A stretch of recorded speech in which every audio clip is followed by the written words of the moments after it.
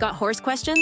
We've got answers for you on Holistic Horseworks Live. Why does my horse keep coming up lame? Why don't these hooves ever stay even? Why does my horse bite when being saddled? My horse has been on injections, chiropractic, and acupuncture for years. Why isn't anything working? Every show, we work with real horse owners on their real horse problems. Watch as we identify what's really going on with these horses, and you'll walk away knowing exactly what to do with your horse. Join us for Holistic Horseworks Live on the first Wednesday of every month at 1 p.m. Pacific, 4 p.m. Eastern. Register now. It's free to attend. HolisticHorseworks.com/live. So this is Tessa. This is her rodeo mare. You want to tell us anything about her? So she's about 20 years old. I goat tie off of her for high school rodeo. She's kind of just a giant goofball. She's not super coordinated, and her conformation isn't super great, but that's why we're here to hopefully change that. So, yeah. Right. And you can see where the mane flips. So when your horse's mane flips all of a sudden, people are like, oh, it's supposed to be on this side. It's supposed to be on that side. It's actually right next to the nuchal ligament. The muscles are working harder on one side of the neck and they get bigger. So the hair follicles actually get pulled that way. So if you see it in the poll, you see it in the withers, you know you have something to work on. At least she has higher withers, but she's croup high. So that shows me when they have the croup high, the hips have been out for a while, and that's a calcification. People call it a hunter's bump. And when I was teaching in London, they say, oh, I have a hunter's bump. I have a jumping pony. I said, no, you have a horse whose hocks and stifles are going to be done here really soon. Can we go to the diagrams, Lisa, that we did with the arrows? Yes, I'll pull them up now. Just give me just a moment.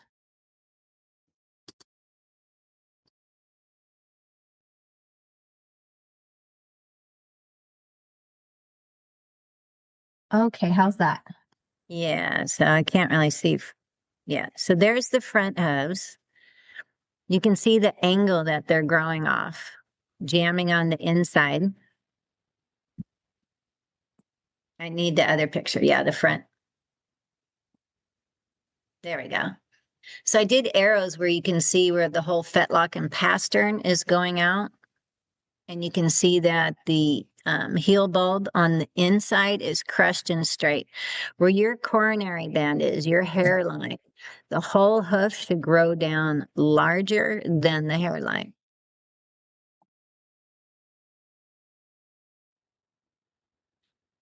Okay, so that's going to make side bone, ring bone, arthritic fetlocks. We actually have, like I said, a sweat that we do to help break down the side bone, but you have to change how the horse is standing on the hoof. So she's been pulling with their front end and not pushing with the hind end. Just because the inside hoof wall, oh, I can do that draw thing again. Here we go.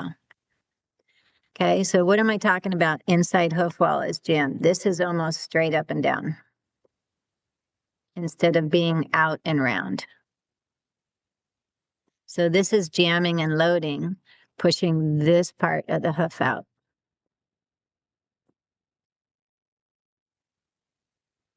We forgot to pick up feet on Joe because I wanted to see if the frog was on center. So this would be like you trying to do an athletic sport with 2 clown shoes on because you're jamming and loading on the inside and she can't even break over on the toe correctly. So again, it's not how much the farrier can cut and trim. It's how the horse is standing on that hoof 24 hours a day. So with the right front, I would chase that up. That's this picture over here. Hey, April, we have a quick request. Can you try and make the pin shape thicker? So when you click on the pencil again, it should give you a line width choice. Technical stuff. I know. It disappeared, so I don't even know where to go get it now. You don't see a toolbar? Yeah. Okay, well, let's just keep running with what we have and you and I can practice that next time. Yeah. Okay. So go back to the fronts. There we go. So up here, she's going to get a little bit of an art. Oh, you're moving stuff around. Up here in the fetlock, she's going to get a little bit more of an arthritis. So when we do side bone and ring bone calcification sweats, I would also do the fetlock up here. But I would also chase that up into her chest and the muscles right behind her right leg elbow, girth, and sternum area. So now we can go to the rear ones, and you can erase my lines.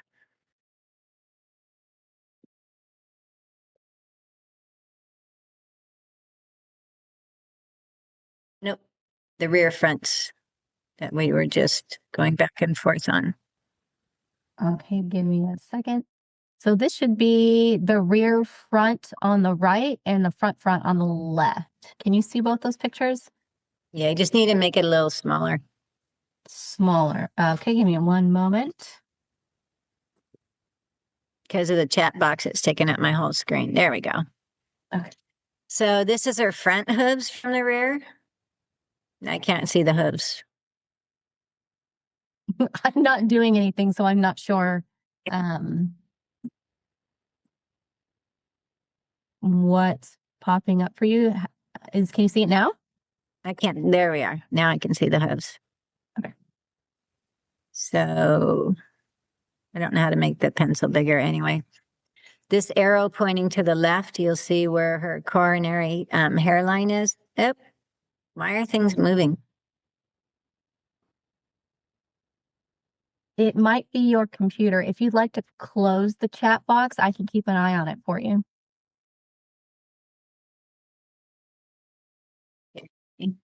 But I still can't get over to the front hooves from the rear. Let me try making it smaller for you. Yeah, that's what I was asking for. Is this better? Yeah. Okay. Okay. So right here,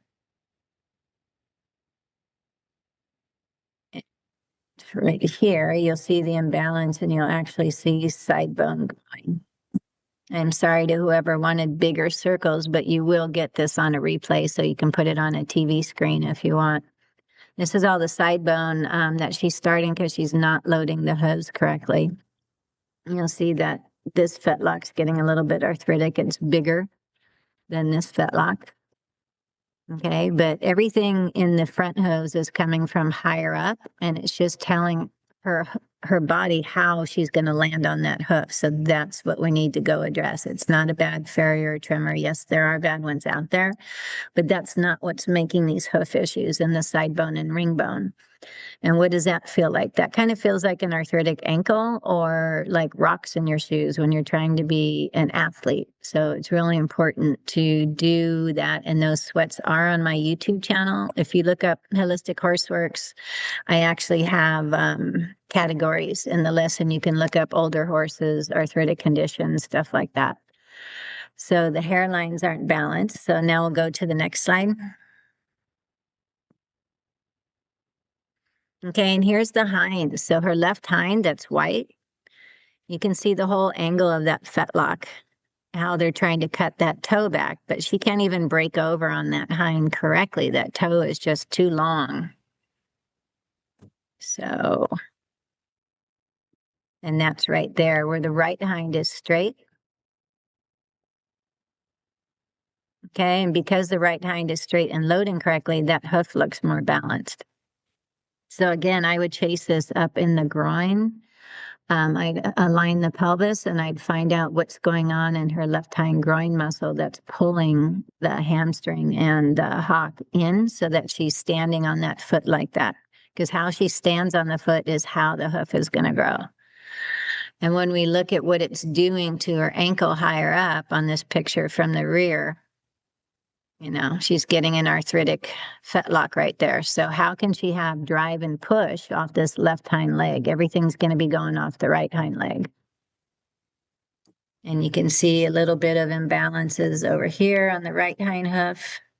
The compensation, she's actually landing on the outside of the right hoof. So that would mean the muscles on the outside of the hind end are a little bit tighter. She's jamming and loading there, compensating for the left hind. And then we have one of her body and her head, I think.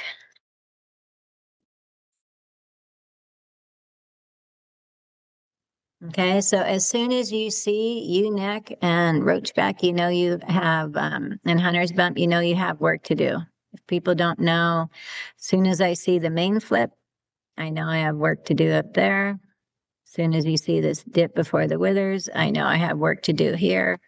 Everyone's asking me, you know, where is first rib? Our checkpoint is right under there. I believe it's gallbladder 21. It means neck to shoulder connection. And when we push on it and the horse flinches, that's your indicator that first rib needs to be released. And that is not a free video on my YouTube channel. That's actually in my home study program that you can start right away, or you can come to a hands-on class.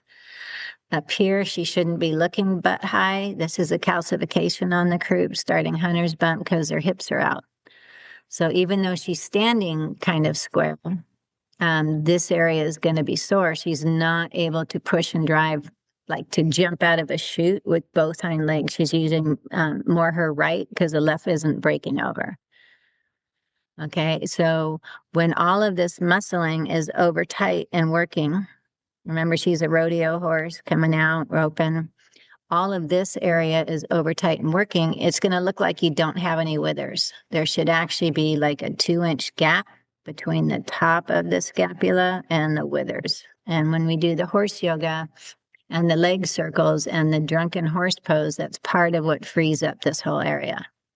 So this is not confirmation. I mean, yeah, it's not confirmation. It's posture from the front muscles overworking, the hind end not able to do its job, and standing on 4 hooves that are not in balance. What's our next slide, Lisa? Okay, we do have a quick question that I think would be good to answer now before we go to the next slide. Okay. Is that okay? Yep. Okay, so to understand, it is a misalignment that causes the posture of the horse to compensate, and this is visible to us by the angles of the hooves. That's how I can get into. So if you're going to do equine body work and you tell people your horse is sore, your horse is crooked, whatever, people just kind of shut down. It's too much to own. The trainer's been telling them to, you know, they don't want to canter to the right. It's a weakness. It's not a weakness. That shoulder can't move correctly. And when you keep forcing it, that right stifle's going to get sore. The inside left hock's going to get sore, trying to give you that right lead canter when the right shoulder can't move.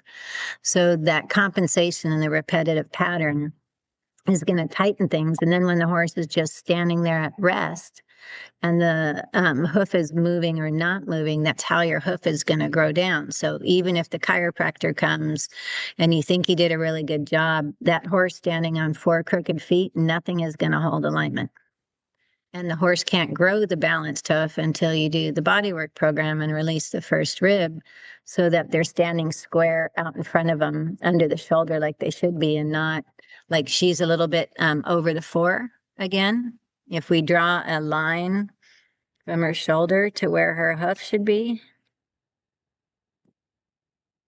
that's where her hoof should be. She's standing over the 4 to traction and stretch out this area of the lumbar spine.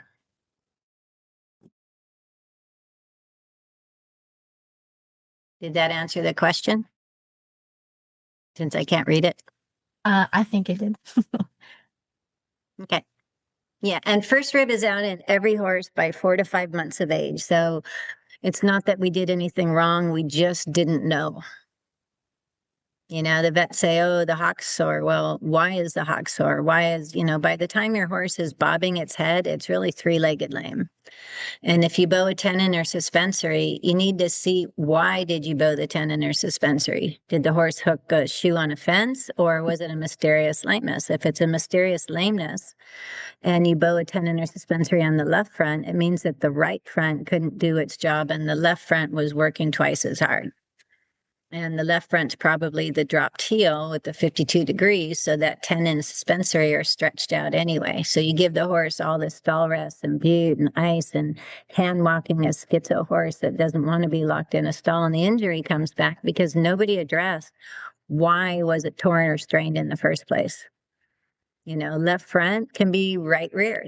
They work a diagonal, and our Western medicine professionals are just not getting that. We forgot to go live on YouTube. Oh well. Let's make a note next time. Yeah. Okay, looks like Leah said yes. That answered her question. I'm going to try it, see if it works. Okay. Oh, it's going to open my whole browser.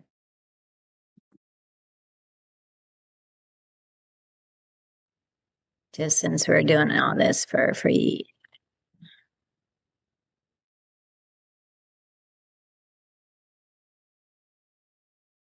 Continue.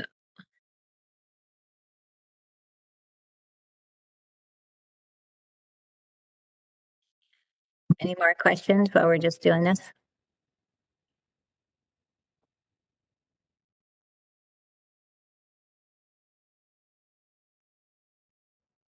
For anyone who may not be super familiar with Zoom, if you look at the bottom of the Zoom window, there's a toolbar. You should see a little like message bubble icon that says chat. And there may also be a Q&A box, and you are welcome to leave your questions and comments in either of those places, and we will periodically get to them. It's not enabled for live streaming. Oh well. We might need to go change a setting in your YouTube channel to do that. Yeah. Okay, so while I'm playing around with this, you can go to, I think we have a headshot. Yes. And I'll erase that for you as well.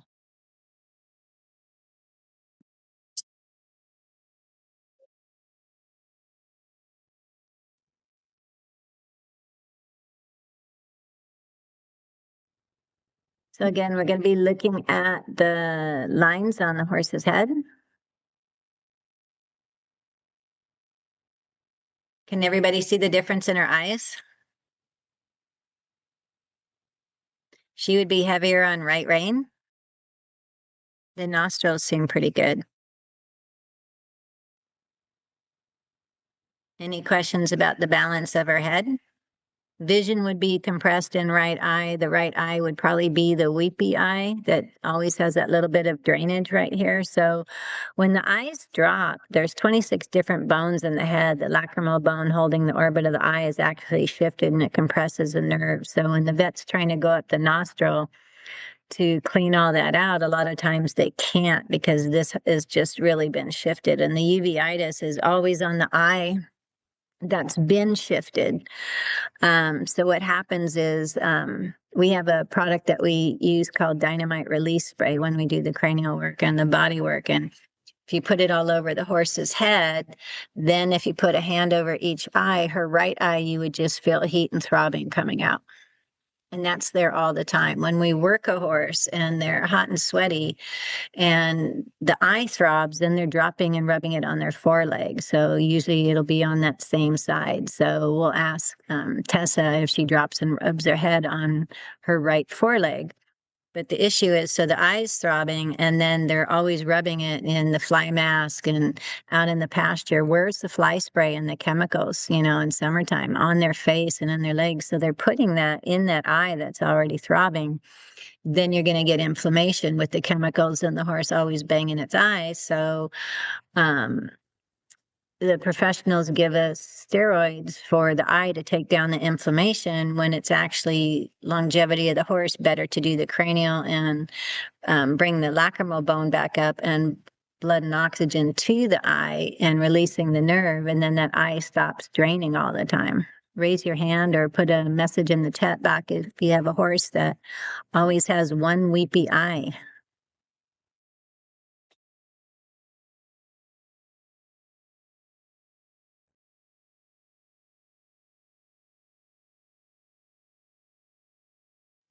Someone said, can I change my pen color? By next time. This is our first show, and I'm not the technical person. I'm the right brain, intuitive person. I can tell you if your horse has, health issues and all that kind of stuff. What else do we have? Where do you start when they have multiple issues? We always start with level 1 because that helps release atlas axis, first ribs, withers, pelvis. You have to get the horse standing square on the hooves, and then the hooves start to grow down. And the farriers and trimmers say within 4 to 6 weeks, what did you do differently? I can finally shape and trim this hoof like I want to. Or when the horse keeps pulling a front shoe with a hind, it's because the first rib is misaligned on that side. So don't be trying to roll the toe to break over faster or slow down the hind. I used to do 50-mile endurance rides, and the farriers would, oh, my horse is tripping, or he keeps catching that front shoe. Well, let's slow down the rear. No, let's free up the front end so it can get up and out of the way. I took all these classes because I got tired of paying body workers. Let's see, you worked on my horse, you did better for a little while, and it came back, and you just give me this paper with all this stuff I can't read. And I ask you, what is my homework so that I can make my horse be better? Oh, I don't know. See you next month. Thank you. I really want to know how to help my horse. So that's what I teach. And after $19,000 in different classes, I kept saying, well, you're missing the hoof, and you're missing this, and you're missing that. So we're going to have, before I forget, Tessa pick up the bottom of the hoof so we can look at the frog alignment. And is there any, I use fly predators to get the fly larva instead of anything chemical. Okay. Horse yoga stretches. So Holistic Horseworks is my YouTube channel. Like I said, I have over 200 free helpful videos on there. You actually have to buy the program to learn how to do the first rib, but I have stuff about working on the hind end and the tight front end and some stuff. But again, it's kind of like the Beamer and PEMF and everything. You're still just working on a symptom until you release the trauma from the pullback when tied and the first rib. And you're going to have to be releasing first rib every week, which is why you need to learn it, not be paying someone else to do it. Because anytime they're running out in pasture, all the muscles in that area have been that way for years. So that first rib's going to tweak again so easy. You have to keep checking that every week, and the horse just starts standing square and doing the yoga. And I have 100-mile endurance riders that are top FEI and barrel racers setting records. And there's a little 13-year-old girl who's winning everything on her little 14-year-old gelding here on Maui. And I work on them like once every 4 to 6 weeks. So is there any questions I need to catch on here, Lisa? WPI.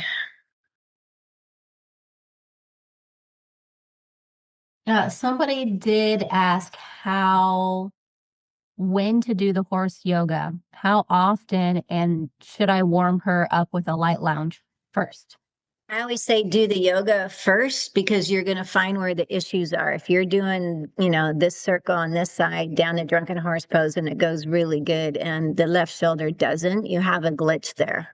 If you warm them up first, they're going to warm up out of the glitch and you're not going to find it. So if left shoulder's tighter and you do a 50-mile endurance ride, you're going to probably get wind puffs on the right rear, because the right rear is going to compensate for the left front. And we're also going to ask Tessa to put the camera like she's kissing the horse on the nose, so you guys can see how to go diagnose your own horses. Would you like me to exit the presentation and spotlight her horse? Okay. Tessa, you ready to kiss your horse on the nose?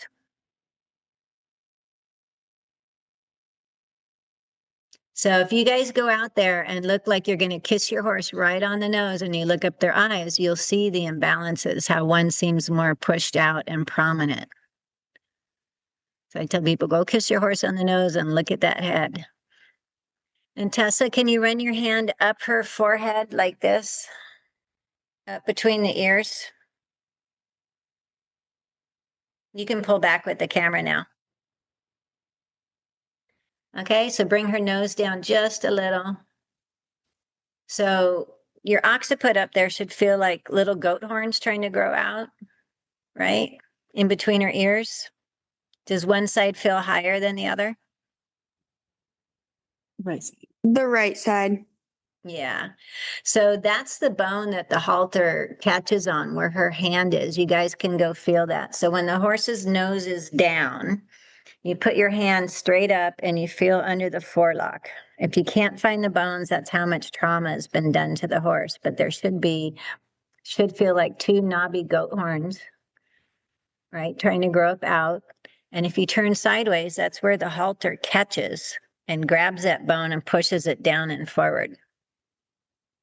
So she's older. You can see the TMJ area, masseter muscles are atrophied and hollow. And you can see her forehead muscles a little bit more developed. So she's chewing up and down. What does your equine dentist say when you come out? Some hooks and waves to address? She usually does have some hooks. Yeah. So the problem with that and the power tools is most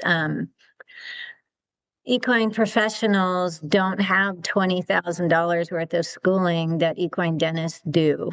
And I followed an equine dentist around and he had this huge book. Each tooth meant something different. If this tooth was bad, it was a lameness in the hind end. And Lisa, can you see what Brenda wanted? I see a raised hand view. That was when you asked people to raise their hand about if their horse had a weepy eye, and quite a few people have experienced it. Yeah.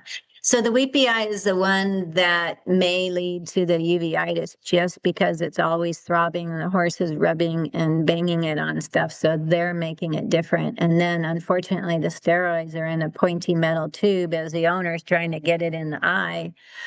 And I'm just like, always just come up backwards like that. Close the eye, open your hand and just open it and put it there. When the horse sees it's coming, you're fighting with it. So we did more damage with the pointy metal tube than the horse originally had.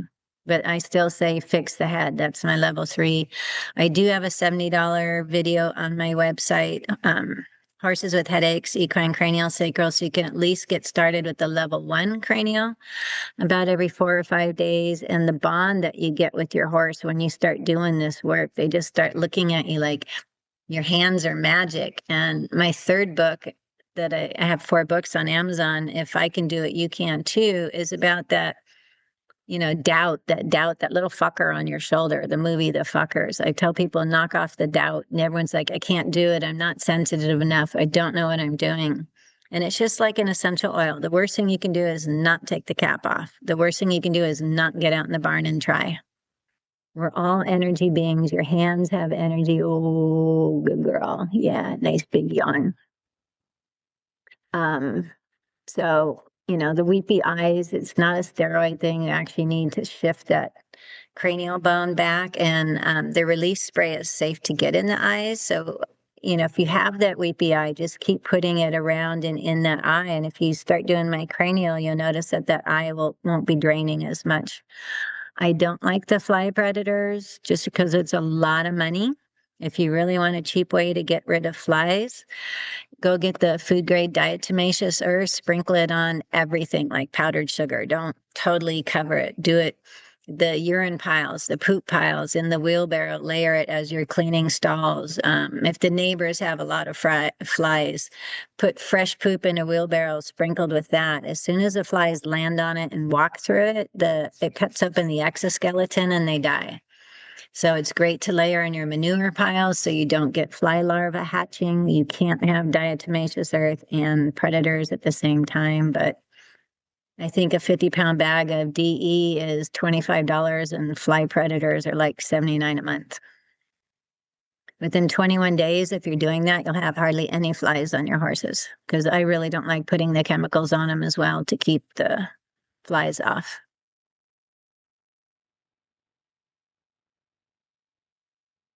So lost the video. I think I see the video fine. It didn't come back. No problem. I'm just helping do a little technical troubleshooting in the chat. Okay. Does anybody want to see this horse like standing back or her front hooves or kind of pull back? Yeah, let's look at the front legs from the chest going down. Okay, so she's a little base narrow as well. The knees and the fetlocks are a little bit too close. They should be about 2 inches wider. And that's in our level 2 class. So then she wouldn't be jamming and loading that inside heel. pushing to the outside.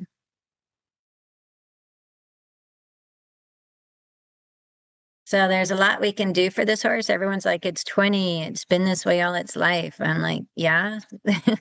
and you're saying what? We can always make it better than it is now.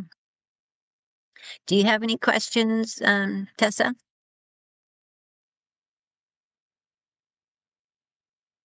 Tessa, do you remember when I showed you on top of the hip to show us how sore the lower back area is? Yes.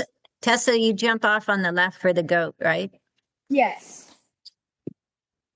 Do you mount with a saddle or do you mount from a mounting block? I do both, but mainly from a saddle. Yeah, so that can be a lot of that left hind turning out because she's really having to brace on the left side. So she's just going to find the hip bone and just go up an inch and just curl her fingers and push down. And you see the whole, the psoas area, the lumbar going to spasm. That muscle spasm is there 24 hours a day. That's why your pelvis won't hold in alignment when the chiropractor comes. So my horse yoga incorporates tail pull. Have you done that before, Tessa? I have, yeah. So do you want to show a tail pull? The tail pull tractions the lumbar spine area. So it's like an inversion table for horses. It has to be the same angle coming off the croup. You wrap it around your hand so that you don't have to grip with your fingers. And then you want to get a little bit lower, Tessa, so you're that same angle coming off the croup. Good. And then when the horse pulls on you, you're just leaning there with all your weight. And you want to do that for a minimum of 2 minutes. We can't do a lot of work in the lumbar area and the psoas because you're right over the kidneys. But you can traction it. You know, your kissing spine is in the lumbar area. So, yeah, swing a little left and right so that she squares up in the hind legs. There you go. Now pull. You want the hocks and the hooves open so the horse is digging in with the hind toes, learning to drive and push again and really push from the hind end. Right now, this mare, when she takes off to go run, she's pulling with the front end.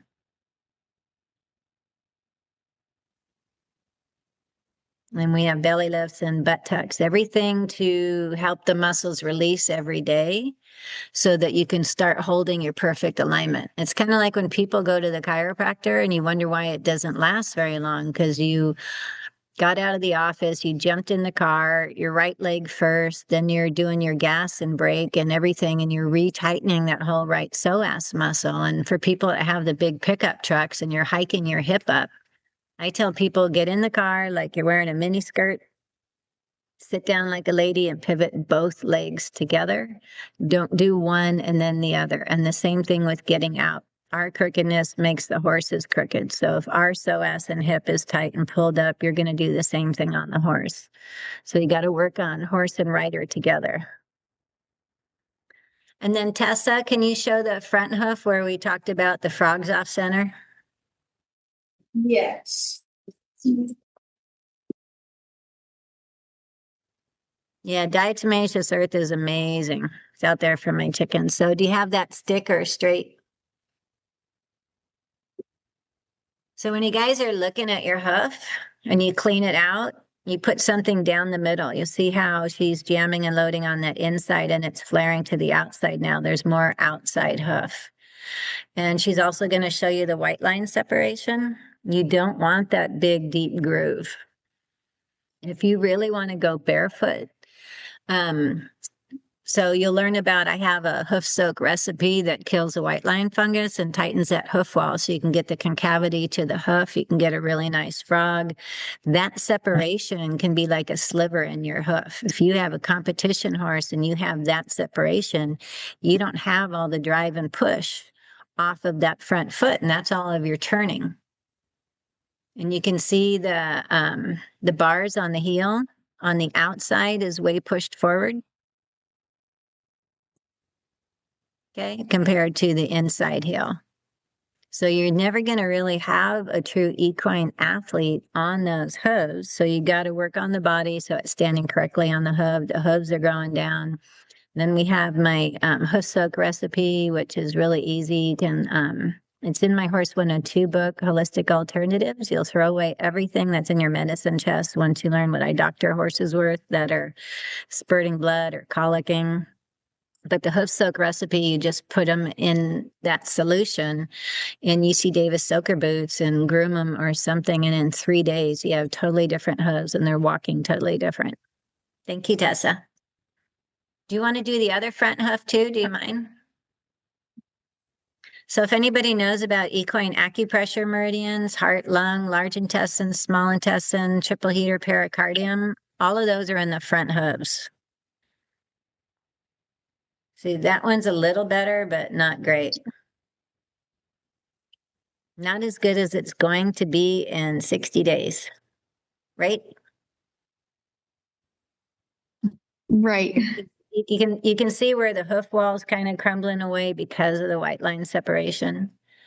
So I had a client that we got her endurance horse doing really well, and she was top 10ing and getting best condition horse. And people she bought him from said, "Wow, he's doing really good. What happened to his club foot?" And she goes, "Oh, he didn't have a club foot. He just had high-low, and April fixed that." And then she moved out of state for a couple of years and she came back. You can put the hoof down. And she wanted to do Tevis. And I picked up her horse's hooves. He'd been getting body work from someone else, but both frogs were totally off center. And she totally loves her horse and believed in me. And I was like, Tevis is a 100-mile race where you're doing 16,000 feet of downhill trotting in canyons on hard surfaces. I said, if you listen to me, you're not doing Tevis on this horse in 2 months. You need to wait till next year. We had to get his whole body back in line and his frog centered in that hoof and that whole hoof like that before he's going to go do 16,000 feet of downhill trotting. That's 100 miles in 1 day through canyons and up over mountains and over rock and everything. It's a really hard race, and you do not want to enter that if your horse isn't 100%. Any other questions right now? So if Tessa gets on the program, she should be able to compete on this horse for like another 5 years, even more better than she is, right? Thank you on the program. You know, the horses are sentient beings. They're like the dolphins. They take on our physical problems, our emotional problems. That's why they're good therapy horses. It's about time people realize that they're not training in behavioral issues. There's always a reason why the horse doesn't want the head collar on, doesn't want to be caught, is marish. You know, there's all these different reasons why they don't like to be touched. And my program is all, let's go find the reason. Thank you for joining us for Holistic Horseworks Live. We hope you'll join us for the next show scheduled for the first Wednesday of every month at 1 p.m. Pacific, 4 p.m. Eastern. Now we have some amazing horse care resources for you. First up, our free Horse 101 ebook. Everything you wish you had known before you got your first horse, and many aha moments for experienced horse owners. Available at horseacademy101.com. Next, to get 24/7 horse care help, right in your pocket, download the Holistic Horseworks Remedies app. Available on Google Play and the App Store. You'll have access to comprehensive guides and solutions for a wide range of equine health challenges, right there at the barn, on the trail, or whenever you need it most. Want to learn how to read horses just like April? Check out this #1 bestseller in horse care on Amazon, What I See When I See a Horse, a book about learning to see beyond the surface of a horse. This book will forever change how you perceive and care for horses. And if you're ready to dive deeper, we've got 2 paths for you. Holistic Horseworks online courses let you learn how to help your horse yourself at home. And they include bonus offers like a free equine distance reading and a 30-minute consultation with April Love, very much like what you just saw today. Or, if you want the best Holistic Horseworks experience, join us at one of our hands-on clinics. We have clinics all over the world where you'll get real hands-on experience with real horses. And finally, here's a special offer just for joining us today. Use coupon code LIVE75, LIVE75, to get $75 off our Level 1 Equine Musculoskeletal Unwinding online course. Visit HolisticHorseWorks.com to redeem this offer. If you want an even bigger offer, make sure you join us for the next Holistic Horseworks Live, where we share even bigger discounts just for our guests. It's on the first Wednesday of every month at 1 p.m. Pacific, 4 p.m. Eastern. Register for free at HolisticHorseWorks.com/live.